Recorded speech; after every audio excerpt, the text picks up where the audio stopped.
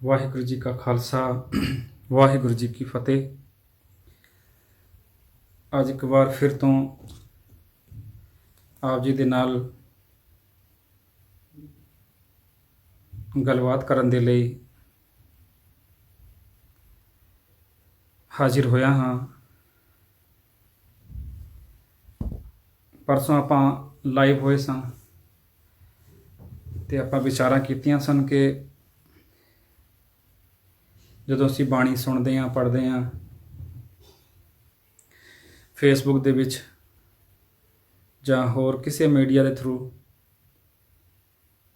ਤੇ ਆਪਾਂ ਕਿਸੇ ਨੂੰ ਸ਼ੇਅਰ ਕਰਦੇ ਹਾਂ, ਆਪਾਂ ਨੂੰ ਫਲ ਮਿਲਦਾ ਹੈ, ਪੁੰਨ ਮਿਲਦਾ ਹੈ। ਅੱਜ ਆਪਾਂ ਵਿਚਾਰ ਕਰਨੀ ਹੈ ਕਿ ਜਿਹੜੀ ਇਹ ਮਹਾਮਾਰੀ, ਇਹ ਬਿਮਾਰੀ ਆਪਾਂ ਕਹਿ ਸਕਦੇ ਹਾਂ ਕਿ ਕਿਸੇ ਇਨਸਾਨ ਵੱਲੋਂ ਆਈ ਜਾਂ ਰੱਬ ਵੱਲੋਂ ਆਈ। ਇਹ ਰੱਬ ਦਾ ਕੋਈ ਸ਼ਰਾਪ ਇਹ ਦੁਨੀਆ ਦੇ ਉੱਤੇ ਜੋ ਕਾਰੇ ਹੋ ਰਹੇ ਸਨ, ਭੈੜੀਆਂ ਮੱਤਾਂ ਵਰਤ ਰਹੀਆਂ ਸਨ, ਗਲਤ ਕੰਮ ਹੋ ਰਹੇ ਸਨ, ਬੜਾ ਮਾੜਾ ਹੋ ਰਿਹਾ ਸੀ। ਹੋ ਸਕਦਾ ਹੈ ਕਿ ਇਹ ਸਭ ਨੂੰ ਖਤਮ ਕਰਨ ਦੇ ਲਈ ਪਰਮਾਤਮਾ ਨੇ ਸਮਝਾਉਣ ਦੇ ਲਈ ਇੱਕ ਉਪਰਾਲਾ ਕੀਤਾ ਹੋਵੇ। ਕੁਝ ਵੀ ਹੋ ਸਕਦਾ ਹੈ। ਬਾਣੀ ਵਿੱਚ ਲਿਖਿਆ, ਇਹ ਕਰ ਕਰੇ ਸੋ ਇਹ ਕਰ ਪਾਏ। ਕਿਹਨੇ ਵੇਖਿਆ ਕਿ ਅੱਗੇ ਜਾ ਕੇ ਕੀ ਹੋਣਾ ਹੈ। ਬਟ ਇਸ ਜਿਹੜੀ ਇਹ ਬਿਮਾਰੀ ਹੈ, ਇਸ ਬਿਮਾਰੀ ਦੇ ਵਿੱਚ ਇੱਕ ਗੱਲ ਬੜੀ ਧਿਆਨ ਦੇਣ ਯੋਗ ਹੈ ਕਿ ਇਹ ਬਿਮਾਰੀ ਨਾ ਛੋਟਾ ਨਾ ਵੱਡਾ, ਨਾ ਗਰੀਬ ਨਾ ਅਮੀਰ, ਇਹ ਕਿਸੇ ਨੂੰ ਨਹੀਂ ਬਖਸ਼ਦੀ, ਕਿਸੇ ਨੂੰ ਨਹੀਂ ਵੇਖਦੀ। ਕੌਣ ਪੈਸੇ ਵਾਲਾ ਹੈ, ਕੌਣ ਗਰੀਬ ਹੈ, ਕਿਸੇ ਨੂੰ ਵੀ ਆ ਜਾਂਦੀ ਹੈ। ਤੇ ਉਹ ਪੈਸਾ ਵੀ ਆਪਣੀ ਥਾਂ ਰੱਖਾ ਰਹਿ ਜਾਂਦਾ ਹੈ। ਤੇ ਦੁਨੀਆ ਦੇ ਵਿੱਚ ਅਸੀਂ ਆਏ ਹਾਂ, ਅਸੀਂ ਕਿੰਨਾ ਮਾਣ ਕਰ ਲੈਂਦੇ ਹਾਂ ਆਪਣੇ ਉੱਤੇ, ਸਾਡੇ ਕੋਲ ਪੈਸਾ ਹੈ, ਧਨ ਹੈ, ਦੌਲਤ ਹੈ। ਪਰ ਖਿਆਲ ਕਰਨਾ, ਜਦੋਂ ਕਿ ਸਮਾਂ ਆ ਜਾਏ ਤੇ ਉਹ ਧਨ ਦੌਲਤ ਜਿਹੜਾ ਹੈ ਉਹ ਸਾਡਾ ਰੱਖਾ ਰਹਿ ਜਾਂਦਾ ਹੈ, ਕਿਸੇ ਕੰਮ ਨਹੀਂ ਆਉਂਦਾ। ਅਮਰੀਕਾ ਦੇ ਵਿੱਚ, ਇਟਲੀ ਦੇ ਵਿੱਚ, ਯੂਕੇ ਦੇ ਵਿੱਚ, ਕੇਨੀਆ ਦੇ ਵਿੱਚ, ਜਿੱਥੇ ਜਿੱਥੇ ਦੁਨੀਆ ਵਸੀ ਹੋਈ ਹੈ, ਕਿੰਨੇ ਪੈਸੇ ਵਾਲੇ ਹੋਣਗੇ, ਕਿੰਨੇ ਰੁਤਬੇ ਵਾਲੇ ਲੋਕ ਹੋਣਗੇ ਜਿਹਨੂੰ ਕਿ ਇਸ ਬਿਮਾਰੀ ਨੇ ਆਪਣੇ ਵੱਸ ਕਰ ਲਿਆ।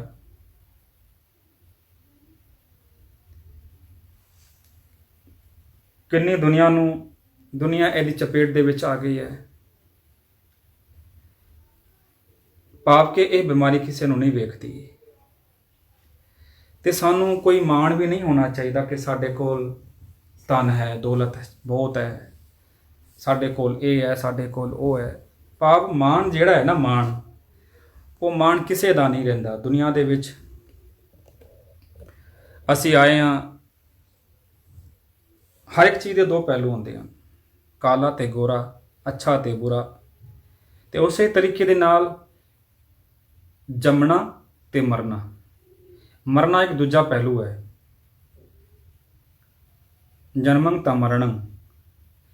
ਭਾਵ ਜਿਹੜਾ ਇਨਸਾਨ ਸੰਸਾਰ ਵਿੱਚ ਆਇਆ, ਦੁਨੀਆ ਦੇ ਵਿੱਚ ਆਇਆ, ਜਿਹਨੇ ਜਨਮ ਧਾਰਿਆ, ਉਹਨੇ ਇੱਕ ਦਿਨ ਸੰਸਾਰ ਤੋਂ ਚਲੇ ਜਾਣਾ ਹੈ।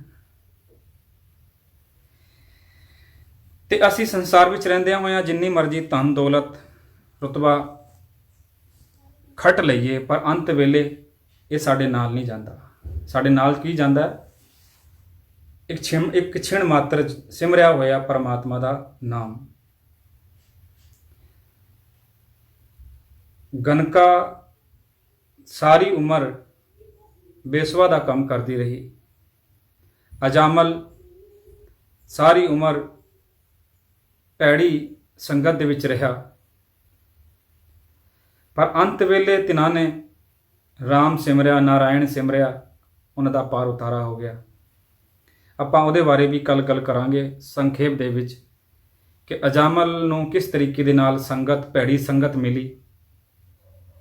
ਅੱਛੀ ਕੁਲ ਤੋਂ ਕੁਲ ਦਾ ਹੋਣ ਤੋਂ ਬਾਵਜੂਦ 14 ਸਾਲ ਦੀ ਪੜ੍ਹਾਈ ਕਰਨ ਤੋਂ ਬਾਅਦ ਉਹ ਭੈੜੀ ਮੱਤ ਉਹਨੂੰ ਮਾਰ ਗਈ। ਅੱਜ ਆਪਾਂ ਗੱਲ ਕਰ ਰਹੇ ਹਾਂ ਅਹੰਕਾਰ ਦੀ, ਮਾਣ ਦੀ। ਸਾਰੀ ਦੁਨੀਆ ਦੇ ਉੱਤੇ ਰਾਜ ਕਰਨ ਵਾਲਾ ਸਿਕੰਦਰ ਨੇ ਸਾਰੀ ਹੀ ਦੁਨੀਆ ਨੂੰ ਆਪਣੇ ਵਸ ਵਿੱਚ ਕਰ ਲਿਆ ਸੀ। ਕਈ ਦੇਸ਼ਾਂ ਦੇ ਉੱਤੇ ਆਪਣਾ ਰਾਜ ਕਾਇਮ ਕੀਤਾ। ਆਖਿਰ ਨੂੰ ਕੀ ਹੋਇਆ?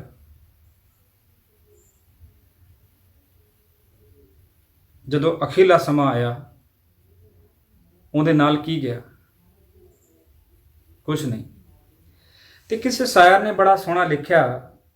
ਉਹ ਕਹਿੰਦਾ, ਜ਼ਰ सिकंदर ने जमा कर कह दिया मैं खुदा। जर सिकंदर ने जमा कर कह दिया हूं मैं खुदा। वक्त पड़ने पर खुदा से सब होने लगे जुदा। वक्त पड़ने पर खुदा से सब होने लगे जुदा। सब मुल्क यूनान के हिकमतगरों से यूं कहा। सब मुल्क यूनान के हिकमतगरों से यूं कहा।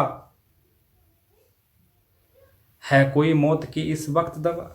तड़फ रहा सी, मौत नहीं सी आ रही, तड़फ रहा सी। है कोई मौत की इस वक्त दवा। गेज भी हों, बेगमे भी हों साथ में सारी सिफा। सारा कुछ मेरे नाल होवे, उनकी मंग की सी। कहता, जर सिकंदर ने जमा कर कह दिया हूं मैं खुदा। इन्ना वड्डा अपने आप का रुतबा बना लिया सी, इन्ना प्रभाव पाया होया सी कि सारे नूं कहंदा सी, वो अपने आप नूं रब समझण लग पिया सी कि मैनूं कोई नहीं मार सकता। मैं तो सारे दे उत्ते अपना राज कायम कर लेना ते मैनूं कोई मार ही नहीं सकता। पर वक्त इहो जिहा हुंदा है, अंत ਉਹ ਸਮਾਂ ਇਹੋ ਜਿਹਾ ਹੁੰਦਾ ਹੈ, ਉਸ ਸਮੇਂ ਦੇ ਵਿੱਚ ਕੋਈ ਕਿਸੇ ਦੇ ਨਾਲ ਨਹੀਂ ਜਾਂਦਾ। ਧੀ ਪੁੱਤਰ ਪਰਿਵਾਰ ਕੋਈ ਕਿਸੇ ਦੇ ਨਾਲ ਨਹੀਂ ਜਾਂਦਾ। ਸਾਰਾ ਕੁਝ ਇੱਥੇ ਦਾ ਤਰ੍ਹਾਂ ਦਾ ਤਰ੍ਹਾਂ ਰਹਿ ਜਾਂਦਾ ਹੈ। ਇੱਥੇ ਸਾਰਾ ਕੁਝ ਰਹਿ ਜਾਂਦਾ ਹੈ। ਕੱਲ ਵਾਲੀ ਗੱਲ, ਸੱਜਣ ਸਹੀ ਨਾਲ ਮੈਂ ਚਲਦਿਆਂ ਨਾਲ ਚਲਨ, ਜਿੱਥੇ ਲੇਖਾ ਮੰਗੀ ਹੈ ਤਿੱਥੇ ਖੜੇ ਦਿਸਨ।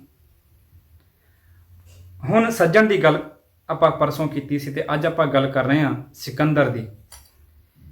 ਸਾਰੀ ਦੁਨੀਆ ਦੇ ਉੱਤੇ ਕਬਜ਼ਾ ਕਰਕੇ, ਰਾਜ ਕਾਇਮ ਕਰਕੇ ਜਦੋਂ ਅਖੀਰਲਾ ਸਮਾਂ ਆਇਆ,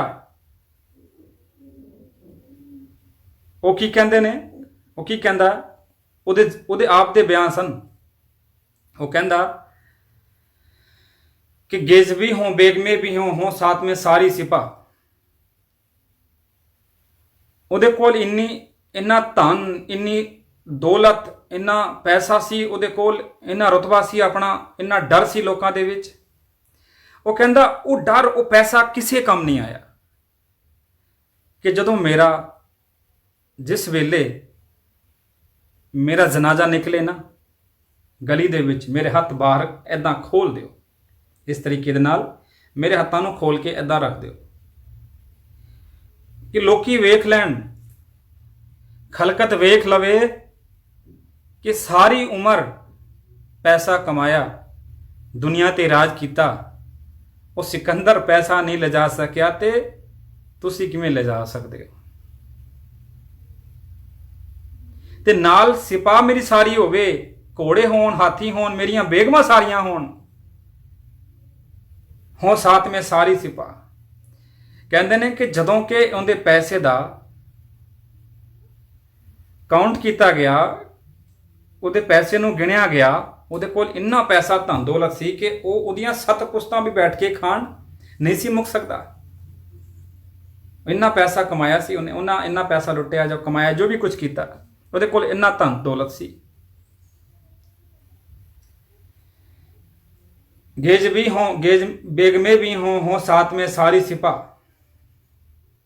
सारे मेरे नाल हों, मेरा हथ खोल दिओ।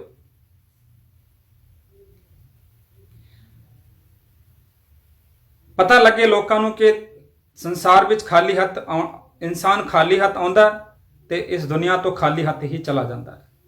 मान किसी दे नाल नहीं जाता, ये धन किसी दे नाल नहीं जाता। आखिर नूं आंदी है मां दी वारी। मां की कहती है, जिसका लखते जिगर था उसका जिगर फटने लगा, पूछती है हर बसर को है सिकंदर कौन सा। ਜਿਸਕਾ ਲਖਤੇ ਜਿਗਰ ਥਾ। ਉਹਦੀ ਮਾਂ ਪੁੱਛਦੀ ਹੈ ਮੇਰਾ ਸਿਕੰਦਰ ਕਿੱਥੇ ਹੈ। ਕਬਰਾਂ ਦੇ ਵਿੱਚ ਰੋਂਦੀ ਹੈ, ਕੁਰਲਾਉਂਦੀ ਹੈ, ਮੇਰਾ ਸਿਕੰਦਰ ਕਿੱਥੇ ਹੈ। ਮੇਰਾ ਸਿਕੰਦਰ ਮੈਨੂੰ ਦਿਸ ਨਹੀਂ ਰਿਹਾ, ਕਿੱਥੇ ਹੈ ਮੇਰਾ ਸਿਕੰਦਰ। ਜਿਸਕਾ ਲਖਤੇ ਜਿਗਰ ਥਾ। ਪੁੱਤਰ ਭਾਵੇਂ ਜਿੰਨਾ ਮਰਜੀ ਭੈੜਾ ਹੋਵੇ, ਮਾਂ ਪਿਆਰ ਕਰਦੀ ਹੈ। जिसका लखते जिगर था उसका जिगर फटने लगा। पूछती है हर बसर को, आउन जान वाले ਨੂੰ ਪੁੱਛਦੀ ਹੈ, पूछती है हर बसर को है सिकंदर कौन सा। आखिर तो कब्र से ये आवाज आने लगी कि आखिर तो कब्र से ये आवाज आने लगी, आ चुके ऐसे सिकंदर यहाँ लाखों दफा। गुरु साहिब जी ने लिखा ना, राम गयो रावण गयो जाको बहु परिवार। ਰਾਵਣ ਦਾ ਕਿੰਨਾ ਵੱਡਾ ਪਰਿਵਾਰ ਸੀ, ਕਿਸ ਚੀਜ਼ ਦੀ ਕਮੀ ਸੀ, ਸਾਰਾ ਕੁਝ ਉਹਦੇ ਕੋਲ ਸੀ। ਚੰਦ ਸੂਰਜ ਜਾਂਕੇ ਤਪਤ ਰਸੋਈ, ਭਾਈ ਗੁਰਦਾਸ ਜੀ। ਬੈਸੰਤਰ ਜਾਂਕੇ ਕੱਪੜੇ ਧੋਈ। ਇੰਨਾ ਵੱਡਾ ਚੰਦ ਸੂਰਜ, ਚੰਦਰਮਾ ਤੇ ਸੂਰਜ ਜਾਂਕੇ ਤਪਤ ਰਸੋਈ, ਜਿਹਦੇ ਵਾਸਤੇ ਭੋਜਨ ਪਕਾਉਂਦੇ ਹੋਣ, ਉਹ ਆਮ ਇਨਸਾਨ ਨਹੀਂ ਹੋ ਸਕਦਾ। ਅੱਗ ਜਿਹਦੇ ਕੱਪੜੇ ਧੋਂਦੀ ਹੋਵੇ, ਉਹ ਕੋਈ ਆਮ ਇਨਸਾਨ ਨਹੀਂ ਹੋ ਸਕਦਾ। ਬੈਸੰਤਰ ਜਾ ਕੇ ਕੱਪੜੇ ਧੋਈ। 1 ਲੱਖ ਪੂਤ 1.25 ਲੱਖ ਨਾਤੀ, ਤੇ ਰਾਵਣ ਕਰ ਦੀਆ ਨਾ ਬਾਤੀ। ਸਾਰੀ ਗੱਲਾਂ ਦੀ ਇੱਕ ਗੱਲ, ਤੇ ਰਾਵਣ ਕਰ ਦੀਆ ਨਾ ਬਾਤੀ। ਦੀਆ ਜਗਾਉਣ ਵਾਸਤੇ ਇੱਕ ਅੰਸ ਨਹੀਂ ਸੀ ਬਚੀ। ਤੇ ਰਾਵਣ ਕਰ ਦੀਆ ਨਾ ਬਾਤੀ। ਇਸ ਕਰਕੇ ਅਸੀਂ ਇਨਸਾਨ ਹਾਂ, ਦੁਨੀਆ ਦੇ ਵਿੱਚ ਆਏ ਹਾਂ। ਸਾਡੇ ਜੀਵਨ ਦਾ ਮਨੋਰਥ ਹੈ ਇਸ ਲੋਕ ਨੂੰ ਸਵਾਰ ਕੇ ਪਰਲੋਕ ਨੂੰ ਸੁਹੇਲਾ ਕਰਨਾ, ਤੇ ਪਰਲੋਕ ਨੂੰ ਸੁਹੇਲਾ ਕਰਕੇ, ਸੁਹੇਲਾ ਬਣਾ ਕੇ ਉਸ ਪਰਿਪੂਰਨ ਪਰਮਾਤਮਾ ਦੇ ਨਾਲ ਮਿਲਾਪ ਕਰਨਾ, ਦੱਸੇ ਹੋਏ ਰਾਹ ਦੇ ਉੱਤੇ ਤੁਰਨਾ। ਇਸ ਬਿਮਾਰੀ ਦੇ ਵਿੱਚ ਅਸੀਂ ਸਾਰੇ ਹੀ ਫਸੇ ਹੋਏ ਹਾਂ। ਅਸੀਂ ਇੱਕ ਭੈੜੇ ਕੰਮ ਕਰਨ ਵਾਲਾ ਇਨਸਾਨ ਅੱਜ ਦੀ ਤਾਰੀਖ ਦੇ ਵਿੱਚ ਬੇਨਤੀਆਂ ਕਰ ਰਿਹਾ, ਦੁਆਵਾਂ ਕਰ ਰਿਹਾ। ਸਾਰਿਆਂ ਨੂੰ ਫੋਨ ਕਰਿਆ ਕਰੋ, ਪੁੱਛਿਆ ਕਰੋ। ਜਿਹੜੇ ਸਾਡੇ ਸਾਕ ਸੰਬੰਧੀ ਨਹੀਂ ਮਿਲਣ ਵਾਲੇ ਨੇ, ਇਹ ਸਮਾਂ ਵੈਰ ਰੱਖਣ ਵਾਲਾ ਨਹੀਂ, ਪਿਆਰ ਕਰਨ ਵਾਲਾ ਹੈ। ਨਹੀਂ ਪਤਾ ਕੱਲ ਨੂੰ ਕਿਹੜਾ ਸਮਾਂ ਆ ਜਾਏ। ਕੋਸ਼ਿਸ਼ ਕਰਿਆ ਕਰੋ, ਜਿਹਨਾਂ ਕੰਟਰੀਆਂ ਦੇ ਵਿੱਚ ਸਾਡੇ ਬੰਦੇ ਬੈਠੇ ਨੇ, ਇੰਗਲੈਂਡ ਦੇ ਵਿੱਚ, ਅਮਰੀਕਾ ਦੇ ਵਿੱਚ, ਕੈਨੇਡਾ ਦੇ ਵਿੱਚ, ਕੇਨੀਆ ਦੇ ਵਿੱਚ, ਜਿੱਥੇ ਵੀ ਕੋਈ ਇੰਡੀਆ ਦੇ ਵਿੱਚ ਰਹਿੰਦੇ ਨੇ, ਸਾਡਾ ਪਰਿਵਾਰ ਰਹਿੰਦਾ, ਇੱਕ ਵਾਰ ਪੁੱਛ ਲਿਆ ਕਰੋ ਬਈ ਠੀਕ ਹੋ। ਕਿਉਂਕਿ ਜਦੋਂ ਅਸੀਂ ਅਰਦਾਸ ਕਰਦੇ ਹਾਂ ਨਾ, ਇਕੱਲੀ ਆਪਣੇ ਵਾਸਤੇ ਨਹੀਂ ਕਰਦੇ। ਨਾਨਕ ਨਾਮ ਚੜ੍ਹਦੀ ਕਲਾ ਤੇਰੇ ਪਾਣੇ, ਸਰਬੱਤ ਦਾ ਭਲਾ। ਇਸ ਕਰਕੇ ਜਦੋਂ ਕਿ ਇਹ ਬਹੁਤ ਭੈੜਾ ਸਮਾਂ ਚੱਲ ਰਿਹਾ ਸਾਡੇ ਉੱਤੇ, ਸਾਰੀ ਦੁਨੀਆ ਦੇ ਉੱਤੇ, ਚੰਗੇ ਇਨਸਾਨਾਂ, ਮਾੜੇ ਇਨਸਾਨ, ਸਾਰਿਆਂ ਦੇ ਉੱਤੇ ਇਹ ਬਹੁਤ ਭੈੜਾ ਸਮਾਂ ਵਿਆਪ ਰਿਹਾ। ਤਾਂ ਕੋਸ਼ਿਸ਼ ਕਰਿਆ ਕਰੋ ਕਿ ਸਾਰਿਆਂ ਨੂੰ ਖੁਸ਼ ਰੱਖੋ। ਇਹ ਰਾਜਨੀਤੀ, ਆ ਜਿਹੜੀ ਪੋਲੀਟਿਕਸ ਸਾਡੇ ਦਿਮਾਗ ਵਿੱਚ ਚੱਲਦੀ ਹੈ, ਜਾਂ ਕਿਸੇ ਦੇ ਬਾਰੇ ਭੈੜੇ ਸਵਾਲ ਸਾਡੇ ਦਿਮਾਗ ਵਿੱਚ ਆਉਂਦੇ ਨੇ, ਉਹ ਅਸੀਂ ਪਹਿਲਾਂ ਬਹੁਤ ਕੁਝ ਕਰ ਲਿਆ। ਕੋਸ਼ਿਸ਼ ਕਰਿਆ ਕਰੋ ਕਿ ਉਹਨੂੰ ਸਾਰਿਆਂ ਨੂੰ ਖਤਮ ਕਰਕੇ ਪਿਆਰ, ਆਪਣੇ ਅੰਦਰ ਪਿਆਰ ਲੈ ਕੇ ਆਈਏ ਦੂਜਿਆਂ ਪ੍ਰਤੀ, ਲੜਾਈਆਂ ਨੂੰ ਖਤਮ ਕਰਕੇ। ਕਿਉਂਕਿ ਨਹੀਂ ਪਤਾ, ਸਾਨੂੰ ਵੀ ਨਹੀਂ ਪਤਾ, ਤੁਹਾਨੂੰ ਵੀ ਨਹੀਂ ਪਤਾ ਕਦੋਂ ਉਹ ਭੈੜਾ ਸਮਾਂ ਆ ਜਾਏ, ਕਦੋਂ ਸਾਡੇ ਨਾਲ ਕੀ ਹੋ ਜਾਏ। ਕਿਉਂਕਿ ਅਸੀਂ ਵੇਖ ਰਹੇ ਹਾਂ ਬਹੁ ਗਿਣਤੀ ਦੇ ਵਿੱਚ, ਹੋਰ ਕੰਟਰੀਆਂ ਦੇ ਵਿੱਚ, ਹੁਣ ਤੇ ਇੰਡੀਆ ਦੇ ਵਿੱਚ ਵੀ ਕਿੰਨੀਆਂ ਮੌਤਾਂ ਹੋ ਗਈਆਂ, ਕਿੰਨੇ ਆਪਣੀ ਜਾਨ ਨੂੰ ਵਾਰ ਕੇ ਚਲੇ ਗਏ। ਤੇ ਇਹ ਪੈਸੇ ਦਾ ਅਹੰਕਾਰ, ਦੌਲਤ ਦਾ ਮਾਣ, ਘਰ ਦਾ, ਧੀਆਂ ਪੁੱਤਰਾਂ ਦਾ, ਇਹਨਾਂ ਮਾਣ ਨੂੰ ਛੱਡ ਕੇ, ਅਹੰਕਾਰ ਨੂੰ ਛੱਡ ਕੇ ਕੋਸ਼ਿਸ਼ ਕਰਿਆ ਕਰੋ ਕਿ ਸਵੇਰ ਨੂੰ ਜਾਂ ਸ਼ਾਮ ਨੂੰ, ਕਿਸੇ ਵੀ ਟਾਈਮ, ਉਸ ਵੇਲੇ ਤਾਂ ਟਾਈਮ ਹੀ ਟਾਈਮ ਹੈ ਸਾਰਿਆਂ ਕੋਲ, ਆਪਾਂ ਸਾਰੇ ਘਰ ਵਿੱਚ ਬੈਠੇ ਹੋਏ ਹਾਂ। ਕੋਸ਼ਿਸ਼ ਕਰਿਆ ਕਰੋ ਕਿ ਆਪਣੇ ਉਸ ਟਾਈਮ ਵਿੱਚੋਂ ਰੱਬ ਦੇ ਵਾਸਤੇ ਇੱਕ ਅਰਜ਼ੋਈ ਕਰਨ ਦੇ ਲਈ, ਬੇਨਤੀਆਂ ਕਰਨ ਦੇ ਲਈ ਥੋੜ੍ਹਾ ਸਮਾਂ ਕੱਢ ਲਿਆ ਕਰੋ। ਜਿਸ ਤਰ੍ਹਾਂ ਆਪ ਜੀ ਨੂੰ ਪਹਿਲਾਂ ਵੀ ਬੇਨਤੀ ਕੀਤੀ ਸੀ ਕਿ ਜੈਸੇ ਸਤ ਮੰਦਰ ਕੰਚਨ ਕੇ ਉਸਾਰ ਦੇਨੇ, ਤੈਸਾ ਪੁਨ ਸਿੱਖ ਕੋਈ ਇੱਕ ਸ਼ਬਦ ਸਿਖਾਏਗਾ। ਕਿਸੇ ਨੂੰ ਸੁਮਤ ਦੇ ਦਿਆ ਕਰੋ, ਜਿਹਨੂੰ ਨਹੀਂ ਪਤਾ ਉਹਨੂੰ ਸਮਝਾ ਦਿਆ ਕਰੋ, ਉਹਨੂੰ ਬਾਣੀ ਬਾਰੇ ਦੱਸ ਦਿਆ ਕਰੋ, ਉਹਨੂੰ ਕੋਈ ਸਹੀ ਰਾਹ ਪਾ ਦਿਆ ਕਰੋ। ਜ਼ਰੂਰੀ ਨਹੀਂ ਹੈ ਕਿ ਜੇ ਉਹ ਬਾਣੀ ਨਹੀਂ ਸੁਣਦਾ ਅਸੀਂ ਉਹਨੂੰ ਬਾਣੀ ਹੀ ਪੜਾਉਣੀ ਹੈ। ਭਾਵ ਮਤਲਬ ਇਹ ਹੈ ਕਿ ਉਹਨੂੰ ਉਹਦੀ ਲੈਂਗੁਏਜ ਦੇ ਵਿੱਚ, ਉਹਦੀ ਭਾਸ਼ਾ ਦੇ ਵਿੱਚ, ਉਹਦੇ ਤਰੀਕੇ ਦੇ ਨਾਲ ਸਮਝਾ ਦਿਓ, ਉਹਨੂੰ ਰੱਬ ਦੇ ਨਾਲ ਜੋੜ ਦਿਓ ਤੇ ਸਾਨੂੰ ਪੁੰਨ ਮਿਲੇਗਾ। ਜਿਵੇਂ ਕਿ ਅਸੀਂ 100 ਮੰਦਰ ਸੋਨੇ ਦੇ ਦਾਨ ਕਰ ਦਿੱਤੇ ਹੋਣ। ਤੇ ਆਪਾਂ ਪਹਿਲਾਂ ਗੱਲ ਕੀਤੀ ਸੀ ਸੱਜਣ ਦੀ, ਤੇ ਆਪਾਂ ਅੱਜ ਗੱਲ ਕੀਤੀ ਹੈ ਸਿਕੰਦਰ ਦੀ, ਭਾਵ ਅਹੰਕਾਰ ਦੀ, ਮਾਣ ਦੀ। ਤੇ ਇਹ ਸਮਾਂ ਅਹੰਕਾਰ ਕਰਨ ਵਾਲਾ, ਮਾਣ ਕਰਨ ਵਾਲਾ ਨਹੀਂ, ਇਹ ਸਮਾਂ ਹੈ ਆਪਸ ਪਿਆਰ ਕਰਨ ਵਾਲਾ। ਸਾਨੂੰ ਸਾਰਿਆਂ ਨੂੰ ਚਾਹੀਦਾ ਕਿ ਅਸੀਂ ਆਪਸ ਦੇ ਵਿੱਚ ਇੱਕ ਦੂਜੇ ਦੇ ਨਾਲ ਪਿਆਰ ਕਰੀਏ। ਜੇ ਕੋਈ ਵੈਰ, ਪਿਛਲੇ ਵੈਰ ਵੀ ਸਨ, ਤੇ ਉਹਨਾਂ ਵੈਰਾਂ ਨੂੰ ਭੁਲਾ ਦਈਏ, ਕਿਉਂਕਿ ਨਾ ਤੁਹਾਨੂੰ ਪਤਾ ਨਾ ਮੈਨੂੰ ਪਤਾ, ਕਿਸੇ ਨੂੰ ਨਹੀਂ ਪਤਾ ਕਿ ਕੱਲ ਨੂੰ ਸਾਡਾ ਕਿਹੜਾ ਸਮਾਂ ਭੈੜਾ ਆ ਜਾਏ, ਗਲਤ ਆ ਜਾਏ। ਇਸ ਕਰਕੇ ਪਿਆਰ ਦੇ ਨਾਲ ਆਪਣੇ ਰਹਿੰਦੇ ਸਵਾਸ,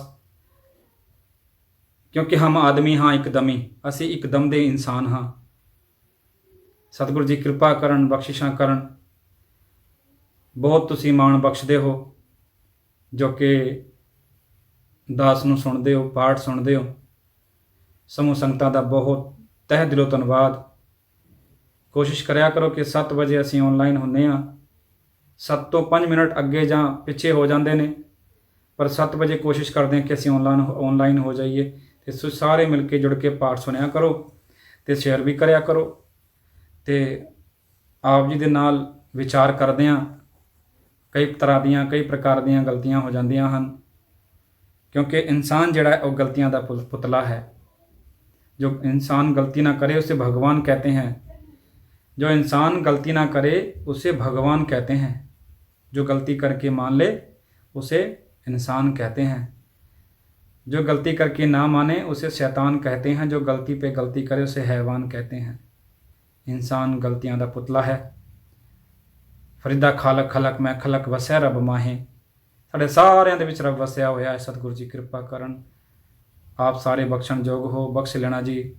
ਦਿਓ ਪਿਆਰ ਦਾ ਸਬੂਤ, ਆਖੋ ਜੀ ਵਾਹਿਗੁਰੂ ਜੀ ਕਾ ਖਾਲਸਾ, ਵਾਹਿਗੁਰੂ ਜੀ ਕੀ ਫਤਿਹ।